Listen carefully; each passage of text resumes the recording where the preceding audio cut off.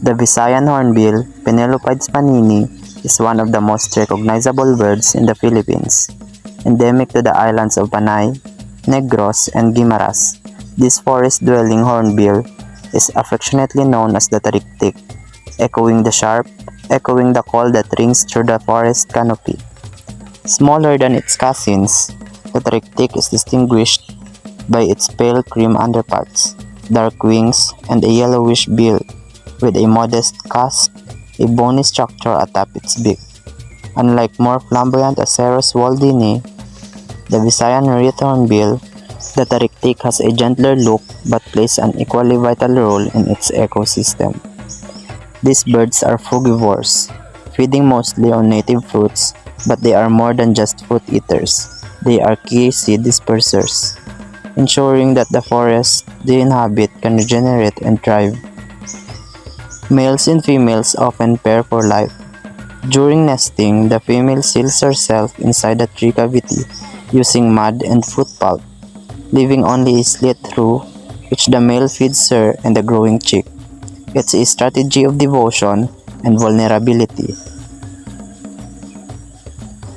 Decades ago, the tariktik thrived in the lush lowland forest of the Visayas, but today, it faces an uncertain future.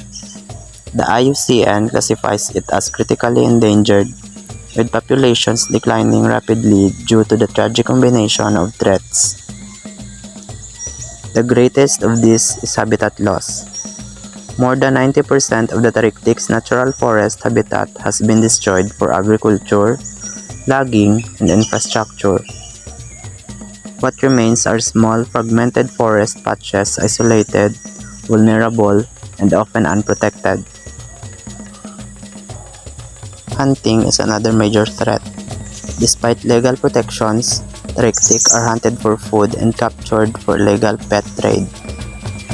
During nesting season, females trapped inside their nest become easy targets for poachers. As the forest vanish, so too does the tariktik. Some populations on Guimaras may already be extinct. On Negros and Panay, small groups remain, but their numbers continue to decline. In contrast, the Visayan wreath hornbill, Aceros waldini, faces even steeper odds, with fewer than 600 estimated individuals left. While the wreath hornbill is often poster bird of extinction, the tariktik's silent disappearance is just as urgent and just as heartbreaking.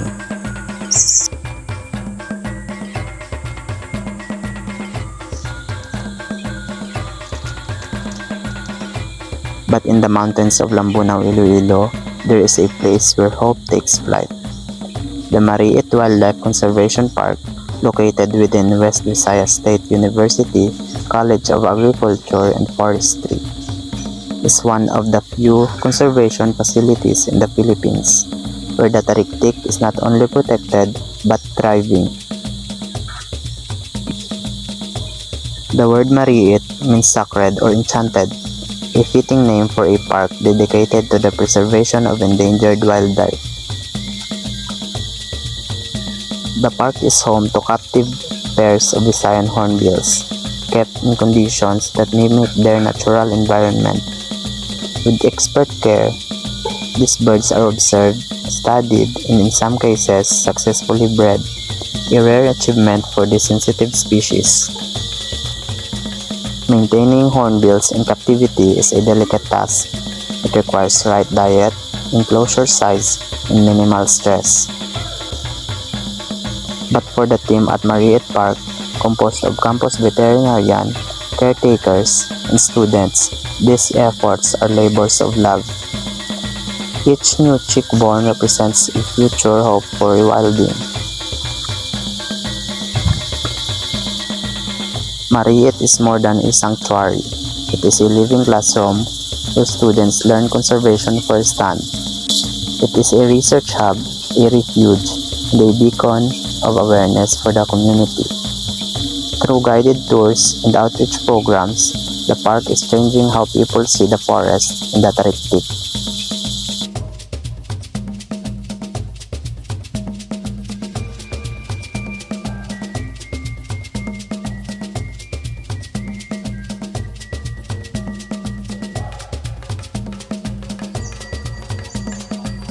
The trichtic is a keystone species that means its presence or absence has a huge effect on the ecosystem.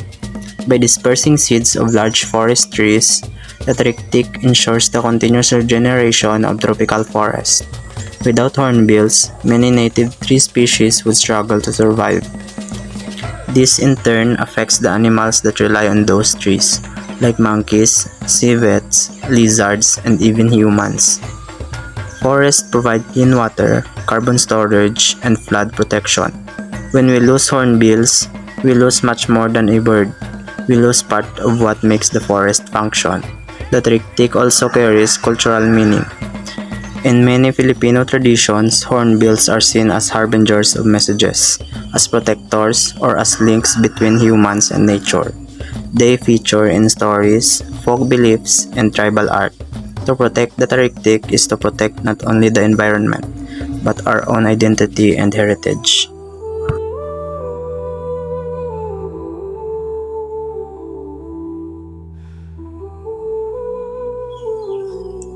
We still have time, but action is needed now. First, we must preserve and expand remaining forests. Initiatives like reforestation with native species, sustainable land use, and legal protection of remaining forest patches are crucial.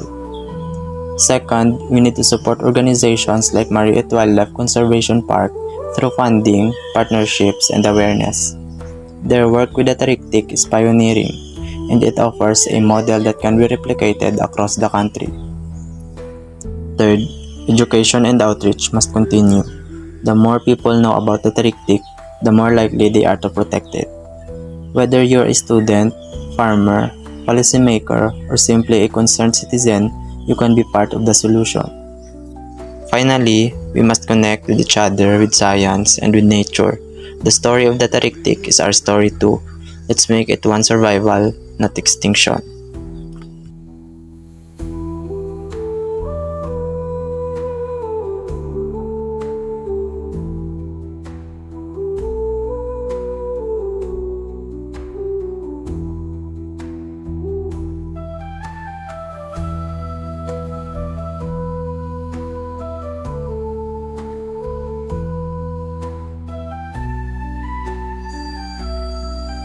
The Visayan hornbill may be small, but its voice carries across the mountains.